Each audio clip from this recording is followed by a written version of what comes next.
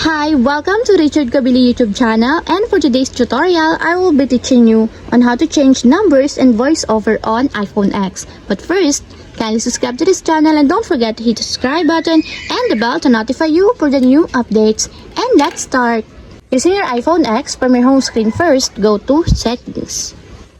Then in the settings, scroll down and find the accessibility, then tap. Then in the accessibility, go to vision section and then tap the voiceover.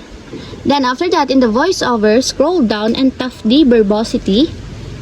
Then in the verbosity section, scroll down again and then find the numbers.